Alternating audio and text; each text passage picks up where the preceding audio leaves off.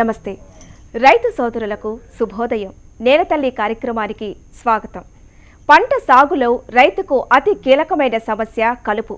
దీనిని నివారించేందుకు రైతులు చాలా కష్టాలు పడాల్సిన పరిస్థితి. కానీ సంగారెడ్డి జిల్లా జహీరాబాద్ ప్రాంతానికి చెందిన రైతులు మాత్రం ఈ కలుపే మనకు ఔషధ గుణాలున్న ఆకుకూరలని అంటున్నారు. అందరికీ అవగాహన కల్పిస్తూ పస్తాపూరులో ప్రత్యేకంగా ఆకుకూరల పండుగను ఏర్పాటు చేశారు. డెక్కన్ డెవలప్మెంట్ సొసైటీ ఆధ్వర్యంలో ఏర్పాటు చేసినటువంటి ఈ ఆకుకూరల పండుగలో రైతులు మరియు ఆయా ప్రాంతాల నుండి వచ్చిన ఔత్సాహికులు కూడా విదేశీయులు కూడా ఇందులో పాల్గొన్నారు.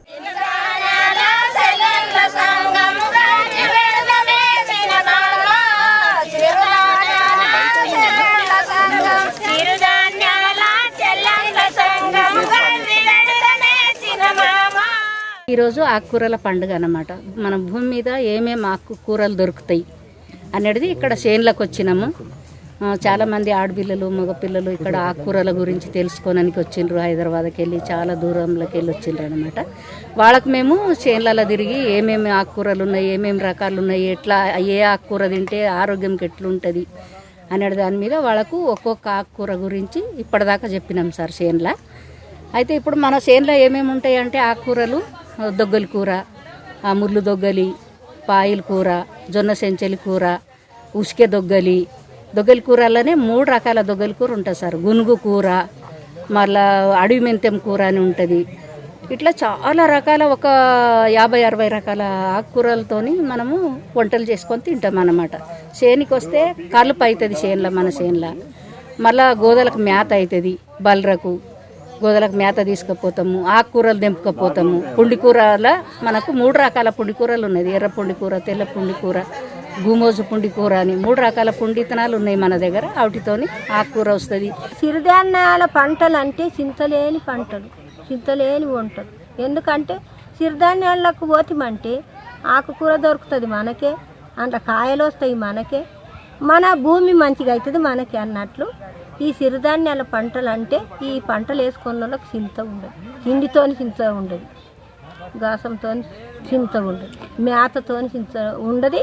మళ్ళీ ఎవరితోనైనా కూర ఏరుకొచ్చుకుందామా కొనుక్కొచ్చుకుందామా అని వినా ఉండదు. ఇట్లాంటి పంటలు చాలా మంచి పంటలు. మేము 30 ఏళ్ళ సంది చేస్తున్నాము. ఇంట్లో ఇప్పుడు పప్పు కూర అనేది ఉంటుంది, లోపలికి పోతే గంటపడుతుంది. మళ్ళా పొన్నగంటి కూర అంటే ఉంటుంది. మళ్ళా తనాయితాను వస్తుంది అన్నమాట. తనాయితాను వచ్చేటి దొగ్గల కూరలు 3 దొగ్గల కూరలు ఉంటాయి. ఇట్లా దొగ్గల కూర, పాయిల కూర, గంగవాయిల కూర. ఇట్లా నీవొక్కటి నేనొక్కటి నేనొక్కటి నీవొక్కటి అంటే 10 రకాల మనుషులు 10 రకాల కూరలే కొండగొట్టాలి. బయలుభూమిలో ఏం పెడతామంటే పజ్జొన్నలు, తొగళ్ళు, పెసళ్ళు, మినుములు, తర్వాత పుండి గింజలు, సజ్జలు, కొర్రలు, తైదలు, గడ్డి నువ్వులు, మంచి నువ్వులు, చాలా రకాలు ఉన్నాయి పంటలు. అయితే ఆ పంటలు ఎందుకు పెడతామంటే 2 రకాల ఆకుకూరలు దొరుకుతాయి. ఇప్పుడు తుమ్మికూర ఉన్నది. తుమ్మికూర ప్రత్యేకంగా పండుగలకు వాడతారు. ఏమిటికి సౌతి పండుగకు, గణేష్కి అయితే తప్పకుండా ఇది పెడితేనే పూజ అవుతుంది. మళ్ళీ మనం కూడా ఎప్పటికీ భూమిలో ఉట్టి నుండి పనికి వచ్చినప్పుడు, చేనుకి వచ్చినప్పుడు కలవనికి రాని, పంట చూడడానికి రాని ప్రతి ఒక్క ఆకుకూర దొరుకుతుంది. తుమ్మికూర, దొగ్గల కూర, పాయల కూర, ఎన్నో రకాల ఆకులు. ఇప్పుడు జొన్న సెంచల కూర, ఇది జొన్న సెంచల కూర. ఇది కూడా మనము కూర చేయొచ్చు. ఇట్లనే గునుగు కూర చేయొచ్చు. ఇట్లా ఆకుకూరలు దొరుకుతాయి. మళ్ళీ గోదలకు మంచి మేత దొరుకుతుంది. భూతల్లికి మంచి బలమైన పంటలు ఇవి. దీనిలో మనకేంటి సహజంగా పండించే పంటలు, వీటి నుంచి మనం ఎందుకంటే మందులు వేయకుండా మామూలు చిన్న చిన్న వానలకే పంటలు పండుతాయి. భూమిలో ఉన్న బలంతో మనకి పంట చేతికి వస్తుంది. దీనివల్ల ఏంటంటే ఆరోగ్యం, మనకి హాస్పిటల్కి వెళ్ళాల్సిన అవసరం ఉండదు. చక్కగా ఇది తక్కువ రోజుల్లోనే ఈ పంటలు పండుతాయి. ప్రజలకి అంటే మనుషులకి ఆరోగ్యాన్ని ఇస్తాయి.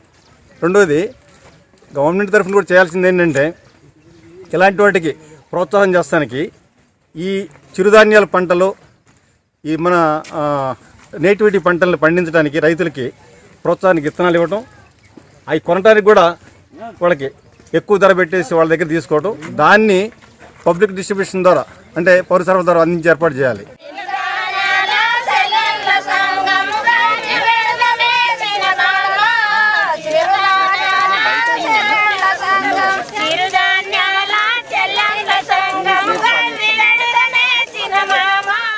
ప్రతిసారి చిరుధాన్యాల పంట సాగులో ప్రత్యేక కార్యక్రమాలు నిర్వహించే డెక్కన్ డెవలప్మెంట్ సొసైటీ ఈసారి మనం ప్రత్యేకంగా పండించకుండా సహజంగా ప్రకృతిలో వాటికవే పంటల్లో పెరిగే కలుపు మొక్కలను ఆకుకూరలుగా ఎలా ఉపయోగించుకోవాలి, వాటి వల్ల మనకు పోషకాలు ఎలా అందుతాయో వివరించారు. ఇలాంటి ఆకుకూరల్ని అందరికీ అవగాహన కల్పిస్తే వీటికి మంచి డిమాండ్ పెరిగే అవకాశం ఉంది.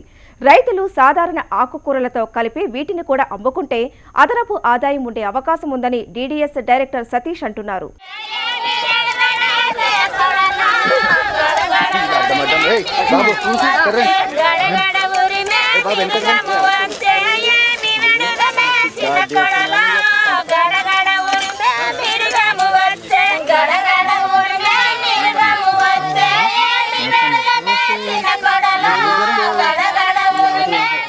తనంటికి తనే వచ్చే ఆ కూరలు అనేది ఇంగ్లీష్లో దీన్ని అన్కల్టివేటెడ్ గ్రీన్స్ అంటాం. దీన్ని ఎవరు దానికి విత్తనాలు వేసే అవసరం లేదు, దాని గురించి ఫికర్ చేసే అవసరం లేదు, అవి తనే వస్తాయి.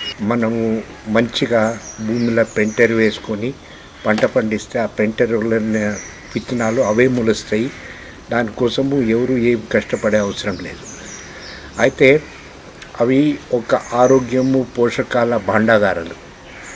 ఎన్నోసారి మేమేం చెప్తామంటే ఈ అన్కల్టివేటెడ్ గ్రీన్స్ ఉన్నాయి కదా, దాంట్లో ఉన్న పోషకాలు మనము కల్టివేటెడ్ గ్రీన్స్ అంటే పాలక్ అటువంటిది ఏం బజార్లో కొంటామో దానికైనా ఒక్కొక్కసారి 10 రెట్లు ఎక్కువ పోషకాలు దీంట్లో ఉంటాయి. అయితే దాన్ని మనం రికగ్నైజ్ చేస్తలేదు. దానికి ఒక చెడ్డ పేరు ఇచ్చేసినాము, కలుపుని. అవి కలుపు ముక్కలు కాదు, అవి ఆరోగ్య ముక్కలు. పేదోళ్ళకి ఏమైనా పోషకాలు కావాలంటే ఏం ఖర్చు లేకుండా ఈ పోషకాలు వాళ్ళ చేనులనే పండేటువంటి ఒక భాగ్యం అనుకుందాం మనం. దాన్ని మనము చాలా సంవత్సరాల నుంచి దాన్ని గుర్తించి దాని గురించి రాస్తున్నాము, దాని గురించి మీటింగ్లు పెడుతున్నాము, దాన్ని ముంగట్ తీసుకుపోనికి ఏమైనా ప్రయత్నాలు చేయాలని చేస్తున్నాం అన్నమాట. ఈరోజు అదే పండుగ మనము ఒకటి ఏర్పాటు చేసినాం. పట్టణంలో ఉన్న వినియోగదారులకు కూడా దీని మహత్వాన్ని గుర్తించి వాళ్ళకు కూడా దీన్ని తినాలని ఆశపడుతున్నారు. వాళ్ళకి ఇంకా ఎక్కువ అవగాహన కల్పించేది మా ఉద్దేశం. దానికోసం ఈరోజు ఈ పండుగని ఇక్కడ వేసుకున్నాం. ఇది 2వ పండుగ మనం చేస్తున్నది. ఇది ఇట్లనే ఉంటే ఒక ఆరోగ్యపరమైన పర్యావరణపరమైన వ్యవసాయము ఇంకా ఎక్కువ అయి ఇటువంటి తనే ఖర్చు లేకుండా వచ్చే ఈ ఆకుకూరలు ఇంకా పెరిగి రైతు పరిస్థితి మంచిగా అవుతుంది. మరి దాన్ని తినే మనుషుల పరిస్థితి కూడా మంచిగా అవుతుంది అనేది మా ఆశ. Became extremely interested in DDS after hearing about especially the uncultivated greens and going back to indigenous forms of agriculture. I work at an urban farm in Denver, Colorado. We practice elements of permaculture, and after hearing about DDS and what they're doing with the women farmers here, with both uncultivated greens, basically the getting rid of monoculture cropping, it's amazing to see what people are doing. DDS program భూమి మీద మొలిసే ప్రతి మొక్క మానవుడికి ఏ విధంగా ఉపయోగపడుతుంది అనేది ఈ DDS ప్రోగ్రామ్స్లో వివిధ ప్రాంతాల నుంచి వచ్చిన ఇంట్రెస్ట్ నుండి వచ్చిన వాళ్ళకి ఇక్కడ లోకల్ ఉన్న వ్యవసాయదారులు ఈ పంటశాలలో పనిచేసే వాళ్ళతోటి ఏ మొక్క దేనికి పనిచేస్తుంది, న్యాచురల్గా తినటం వల్ల మానవుడికి ఏ విధంగా హెల్త్ ఆరోగ్యపరమైన విధానం ఏ విధంగా తింటే వస్తుందనేది ఇక్కడ పనిచేసే ప్రతి ఒక్క అవ్వ దాని గురించి వివరించడం జరిగింది.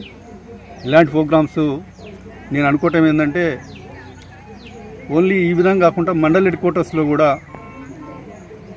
మండల స్థాయిలో ఉన్న పీపుల్స్ కూడా ఈ ప్రోగ్రామ్ని అవేర్నెస్ ప్రోగ్రామ్ కల్పించినట్టయితే మనము రోగాలు వస్తే లక్షలు ఖర్చు పెట్టి కార్పొరేట్ హాస్పిటల్లో లక్షలు కుమ్మరిస్తున్నాం, కానీ సహజ సిద్ధంగా ఈ భూమి మీద పుట్టిన ప్రతి మొక్క మానవుడు ఉపయోగించినట్టయితే ఎలాంటి రోగాలు రాకుండా ఆరోగ్యపరమైన సుఖమైన జీవనాన్ని జీవించడానికి అవకాశం ఉంది.